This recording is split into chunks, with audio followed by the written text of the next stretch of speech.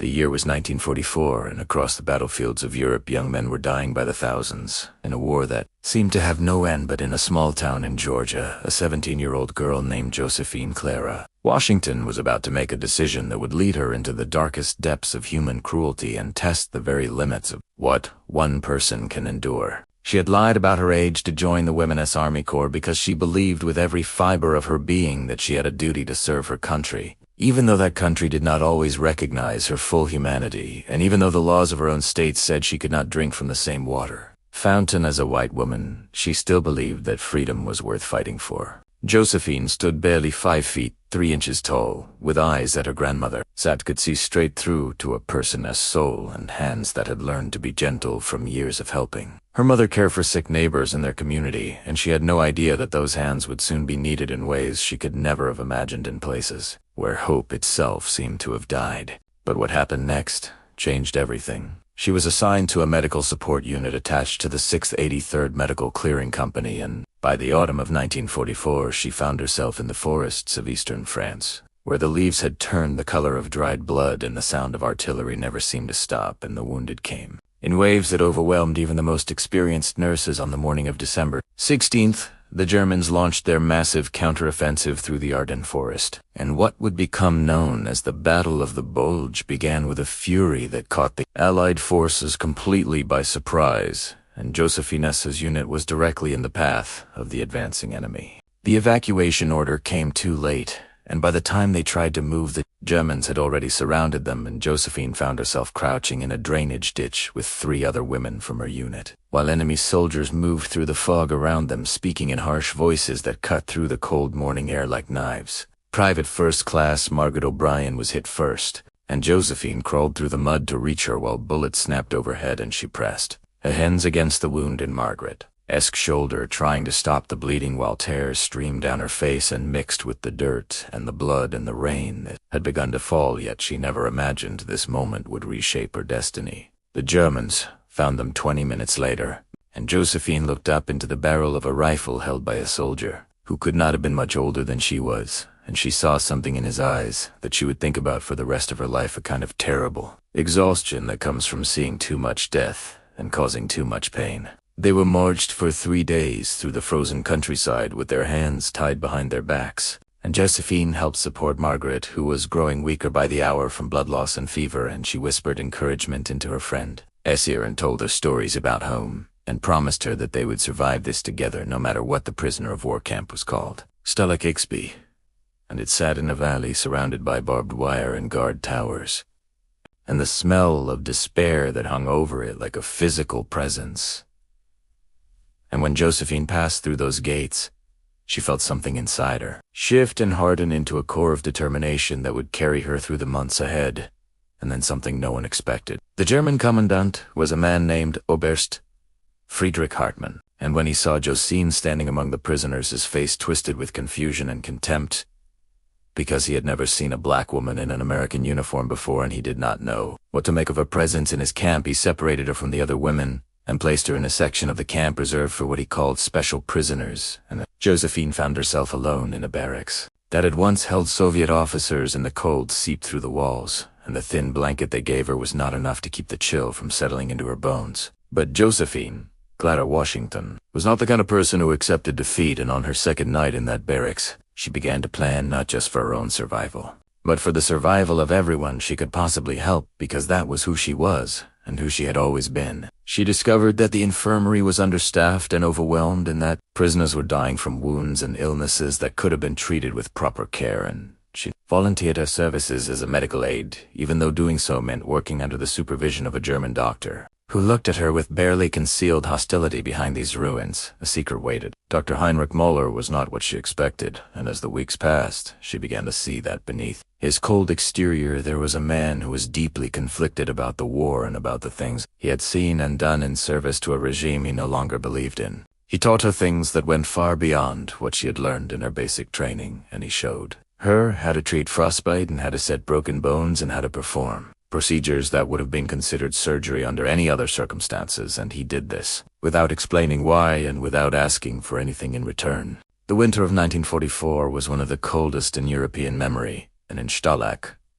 Prisoners died every day from exposure and starvation and disease, and Josephine worked in the infirmary from dawn until well past midnight, doing everything she could to keep people alive while her own body grew thinner and weaker from the inadequate rations. She befriended a young French resistance fighter named Emile who had been captured during a sabotage mission, and he told her about the secret radio that some of the prisoners had built from stolen parts and how they listened to BBC broadcasts every night to learn about the progress of the war. What she discovered next would shake even her commanders. The war was turning against Germany, and the Allied forces were advancing from the west, and the Soviet army was pushing in from the east, and the prisoners began to whisper about liberation and about going home, and Josephine allowed herself for the first time since her capture to imagine a future beyond the barbed wire. But as the military situation deteriorated, the conditions in the camp grew even worse, and the guards became more brutal, and the rations were cut again and again until they were barely enough to sustain life, and Josephine watched helplessly as men and women who had survived months of captivity began to slip away from starvation and neglect. She organized the other prisoners to share their meager food with those who were weakest,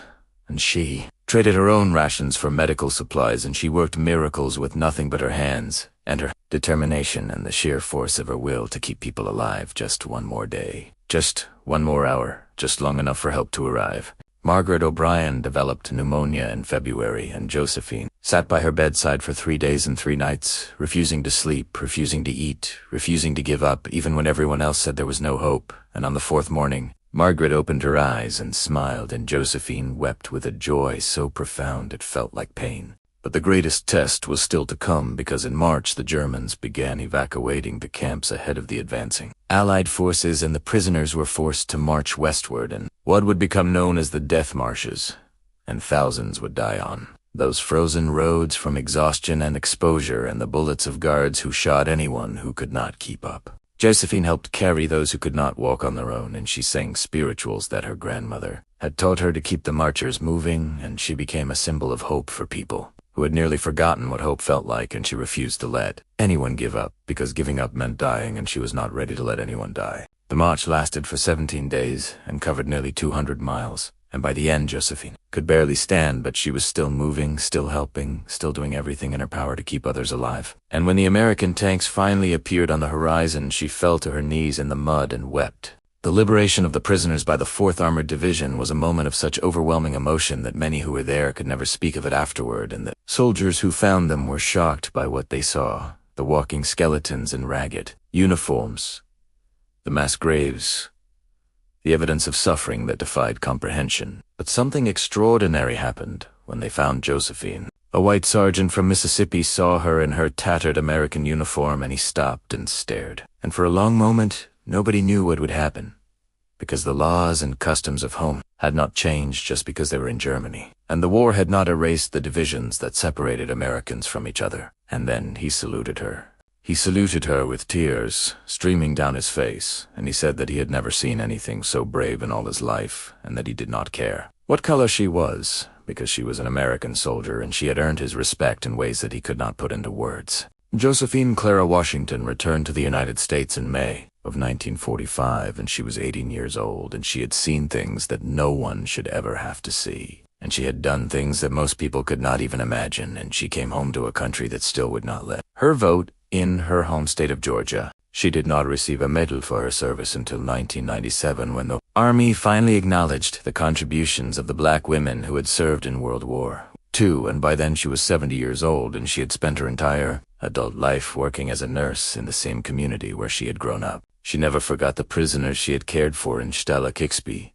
and she never forgot Dr. Muller, who had taught her so much, and who she later learned had been executed by the SS for helping prisoners escaping the final days of the war, and she never forgot Margaret O'Brien, who survived and who became her lifelong friend. Every year on the anniversary of her liberation, Josephine would light a candle and sit in silence and remember the faces of those who had not survived, and she would pray for their souls, and she would give thanks for the life she had been given, and she would renew her commitment to helping others, because that was the only way she knew to honor their memory. She spoke at schools and churches and community centers, telling her story to anyone who would listen, because she believed that the young people of America needed to understand what their grandparents and great-grandparents had sacrificed, and what they had endured, and what they had accomplished in the face of unimaginable adversity. The children would sit in stunned silence as she described the cold and the hunger and the fear, and then they would ask her how she had found the courage to keep going when everything seemed hopeless, and she would smile that gentle smile that her grandmother had passed down to her, and she would say that courage is not the absence of fear, but the decision that something else is more important than fear.